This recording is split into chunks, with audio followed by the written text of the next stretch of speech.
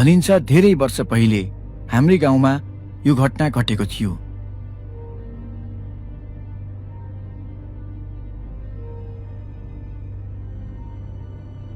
त्यो गाउँमा एउटा सानो घरमा एकजना श्रीमान र श्रीमती बस्थे। दुवै एकअर्कालाई निकै माया गर्थे र उनीहरू गाउँका मान्छेहरूसँग पनि मिलेर बस्थे।